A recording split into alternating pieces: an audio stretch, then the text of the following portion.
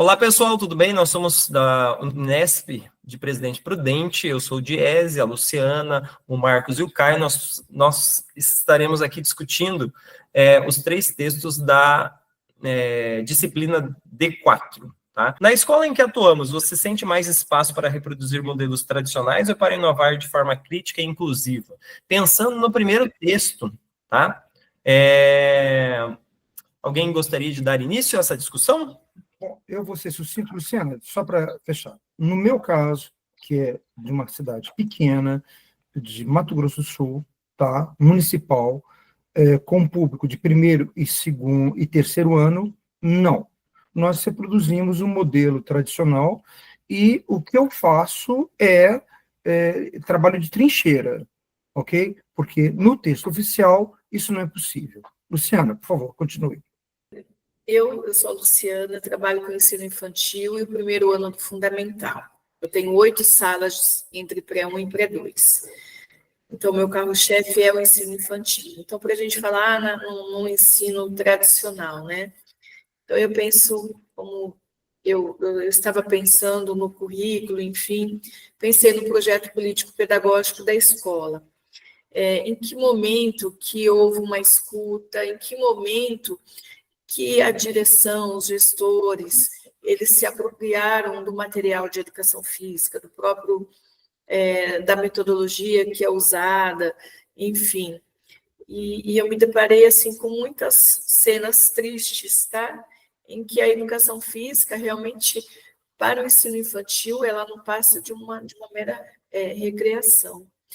E como que eu soube, assim, em reuniões de pais, porque o meu filho gosta de chutar bola, gosta de futebol, então eles não têm uma apropriação do que é realizado na escola, por mais que eu me esforce, por mais que eu estude, enfim, e eu faça ali no chão de quadra, de fato, que eu sei que eu faço a diferença para aquelas crianças, mas é a escola que deveria saber o que realmente eu faço, ela não tem esse conhecimento.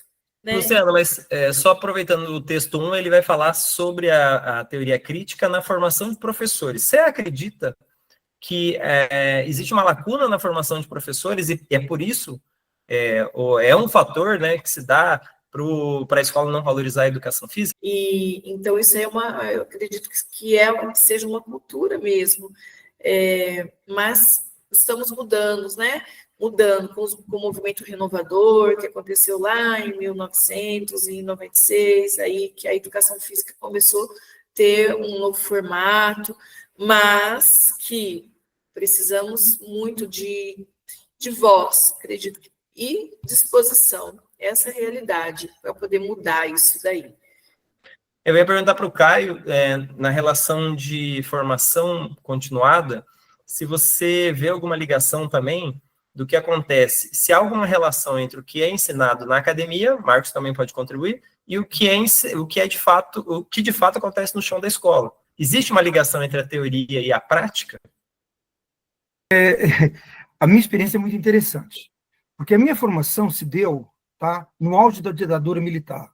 Mista, fechado, e vamos que vamos, pau. Porém, tá, no decurso do meu trabalho, eu me dou ao luxo de dizer que eu sou um cara crítico, por questões minhas.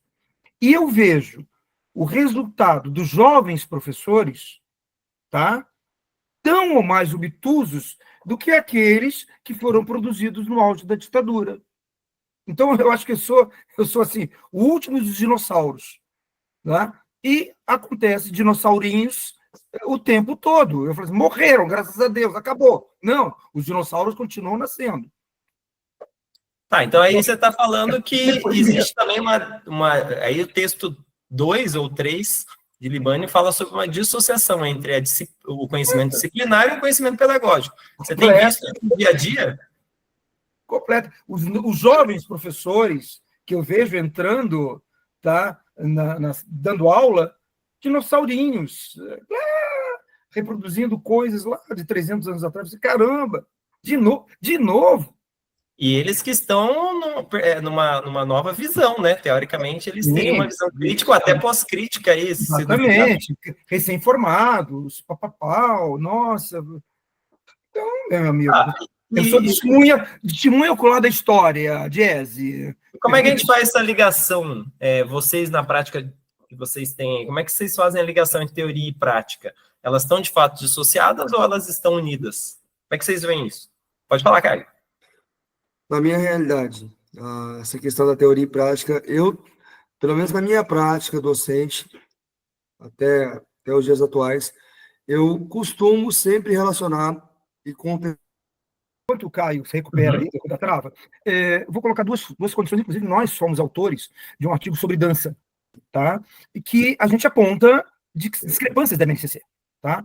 Uma outra coisa, e eu estou acontecendo agora, tá? Se você se consultar na BNCC, na teoria, você pede, no primeiro ano, esportes de precisão e marca. Bacana? Tá, então você vai fazer fila para fazer salto, para fazer isso, para fazer aquilo. No primeiro ano, neném, Luciana está aí para ver a dificuldade. O que a gente tem que fazer? E o que eu tive que adaptar? Esporte coletivo, para todo mundo ficar ativo. Porque senão, caos. Eu passo 50 minutos correndo atrás de menino na quadra. Porque faz aquela fila, né? E faz aquele... um joga, aí vai para o final da fila. Eu já nem lembro o nome desse troço. Né? Não, cara. Estafeta, graças a Deus. Aí, pronto. Cara, eu fico 50 minutos correndo atrás de guri. Eu tenho que botar um jogo coletivo para eles ficarem se mexendo. Eu não tem como pedir para uma criança de 6, 7 anos, no primeiro ano, ter a disciplina de fazer uma estafeta, ficar esperando lançar uma bolinha, fazer uma corridinha, pular, ou lançar uma bolinha no boliche, que tem lá boliche. Imagina, vôlei, é um futebol adaptado, tentando estabelecer regras sociais de convívio. Então, inclusive, vai ser o próximo tema do nosso artigo. Essa incongruência da BNCC, pedindo uma coisa que não vai acontecer. Caio, compartilhar aí com a gente. É engraçado, né, ouvindo agora essa parte que eu consegui pegar do Marcos, da dificuldade em aplicar estafetas. Né? Eu trabalho com educação infantil até o 5º ano, e eu adoro trabalhar estafetas na psicomotricidade. Né? Eu consigo, mas vamos lá, é a minha realidade, são realidades diferentes. Lógico. Né? Não existe uma forma perfeita, uma forma correta, são realidades diferentes. Né? Eu vejo facilidade em relacionar minha prática trabalhando a psicomotricidade em estafetas. Né? Eu acredito nesse desenvolvimento da criança, né? Mas não são todos que conseguem isso. Né? Mas, assim, voltando a elencar essa questão da teoria e da prática. Né? Eu costumo relacionar a teoria e prática, principalmente com turmas um pouco maiores, né? Porque eu acredito que a criança... Voltando, eu contextualizo as minhas aulas, porque eu acredito que o aluno precisa ter o conhecimento sobre aquilo que, de fato, ele vai realizar na prática. Sobre a sua prática corporal. Então, ele não é um robô. Ele precisa conhecer e saber aquilo que ele faz na prática, no chão da escola. Né? Ele precisa compreender por que ele vai jogar futebol, por que ele vai jogar handball, por que ele vai fazer ginástica, por que ele vai fazer estafetas na psicomotricidade. Ele tem que entender isso. Tem que alinhar a teoria e a prática. Né? Eu costumo trabalhar muito essa questão. Sim. Então, Luciana, eu vou isso. Luciana, como é que você vê quando você tenta aplicar algo novo para suas crianças? Há uma boa recepção disso? Ou você percebe que o aluno ele acaba não querendo fazer as novidades? Você acabou falando no começo que a escola às vezes não aceita as suas novidades, até porque nem entende o que você faz. Como é que você pode falar aí para a gente? É a minha realidade e assim que eu penso. Essa questão, só puxando um gancho desse da fita, fiquei imaginando, pensando, né? Muito também que o professor Marcos falou. Eu acredito que as crianças também, elas chegam na escola com uma certa, assim, sem muita autonomia, com pouca convivência entre pessoas. Então, a gente gasta um tempo mesmo com essa questão da disciplina, da organização, e aí a gente acaba aqui gastando tempo em organizar a atividade em si do que a própria realização, né? Eu costumo, assim, essa questão que você passou, assim, de estar fazendo essa conexão entre a teoria e a prática, quando você passa uma estafeta, eu penso assim, eu tenho que oportunizar que todos façam, que todos consigam realizar com um mínimo de autonomia. Então, não vai ser uma vez ou duas, não. Eu vou ter que ter esse olhar. E eu não gosto muito dessa questão de estafetas, porque Eu gosto de ver a criança pensando, não que isso não pense, tá? É o meu jeito de pensar. Eu gosto que a criança pense, eu gosto que a criança reflita, eu observo com quem ela gosta de falar, com quem ela gosta de planejar as estratégias de fuga, de perseguição, de esconder, de atacar. Às vezes, na estafeta, é onde a criança se revela também, né? Aquela criança tímida, com medo de errar, com medo de ter iniciativa. Você percebe aquela criança que não tem autonomia, e muitas vezes, até na brincadeira, isso se mascara, né? Então, assim, é um ponto de equilíbrio. Eu gosto muito de passar a vivência para elas, conectando o conhecimento, né, com aquela vivência prática. É muito difícil você trabalhar, por exemplo, a lateralidade com a criança, logo de cara no ensino fundamental, mas que é preciso você trabalhar alto, baixo, frente, trás, direita, esquerda, trazer isso para a vida. Quando você vai com o seu papai para a escola, você respeita a lei de trânsito, o sinaleiro está vermelhinho, você vai ter que parar, você pode ir para frente, quando vai virar o carro, tem que dar setinha. Então, eu vou fazendo assim, essas junções e escutando a bagagem que eles trazem também.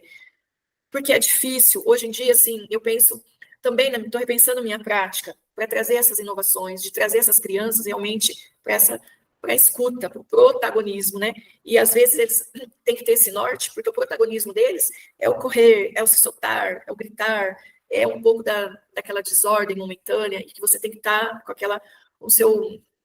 a sua intenção, né, pedagógica, para poder nortear tudo isso.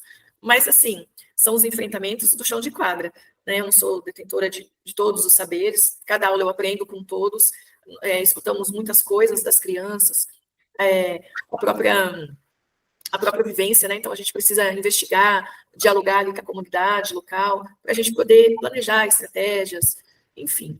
De alguma maneira, eu tento. Sim, pode falar. Eu queria ponderar duas coisas. Primeiro, eu estou falando novamente, do meu primeiro ano e do terceiro, tá? Essa criança do primeiro ano, ele está vindo do núcleo familiar, onde ele é o príncipezinho, ou a princesinha, tá? Então, ele chega, e inclusive, este é o tema da minha tese, tá? É tentar diminuir a indisciplina. O processo de agressividade geral, que é inerente a essa acomodação social, essa teia social, que é o segundo núcleo, que é a escola, porque o primeiro é a família. Então, ele, teoricamente, estava lá, bacaninha e tal. Aí ele entra. Então, na estafeta, que a gente está pegando como time, corta fila, não pode, você fica na frente, você é amigo de cicrano, empurra e volta. E é um caos. Eu estou falando da minha, né? Vamos embora. Então, é um problemaço. Como diz a Luciana, você fica 70% do tempo resolvendo coisa tipo, tio, fulano botou o dedinho para mim. Olha, fulano cuspiu fora. Tio Di, fulano falou mal para mim. Fulano, olha, o Joãozinho brigou com o Cicraninho. E o que você tem a ver com você, Marcos? Nada, tio. Eu só vim contar. É o caos. Aproveitando sua fala, Marcos, eu acho que a gente acaba não indo para o que eles chamam de teoria crítica, mas a gente acaba indo para essas capacidades socioemocionais. A gente trabalha muito mais na educação infantil e essas relações socioemocionais, socioafetivas, diferentes da pedagogia. Que a educação física, dentro desse universo que nós estamos trabalhando, primeiro, educação infantil, primeiro, segundo ano, é o grande diferencial. Porque o professor de português bota um atrás do outro, fileira, e vamos que vamos fazendo cópia. Tá? Inclusive, hoje, né, um aluninho de primeiro ano falou assim, qual é a outra professora? É aquela que copia. Ele nem sabia o nome da professora. Setembro, era a professora regente, e a denominação, o título que ele deu, era a professora que faz copiar. Uau! Imagina! Né? Ele resumiu de uma maneira brilhante. 8 meses de doutrinação. 8. É que faz copiar. Entendi. É verdade. Nós temos, como professor de educação física, esse espaço de negociação, de conversa, aí sim, teoria e prática podem se casar. Tá? Você vê o aluno como ele o é. Tá? Para dar a palavra dele, não, cara, deixa o outro falar. Eu não gosto de embaixadores. Vem fulano e diz a fala dele. Esse é o espaço de escuta. O fulaninho que é tímido, que manda alguém. Não pode. Sim. Eu acho que é todo o nosso diferencial. Essa fala também, ela puxa o outro texto sobre as diversidades socioculturais. Porque quando você está na escola... Porque eu acho que esse conceito é muito complexo. Né? E às vezes a gente limita ele pelo nosso conceito, né? Mas ele é um conceito bem amplo, que ele dá vazão a todo mundo. Ou seja, você vai ouvir todo mundo e cuidar daquela relação social que ele tem. Você vai dar vazão a ele. Só para a gente ligar essas ideias pela questão do tempo também, né? O Marcos falou dessas problemáticas, né, dessas dificuldades que a gente encontra na escola, que requerem tempo. A Luciana também fez uma ligação em relação a isso, né?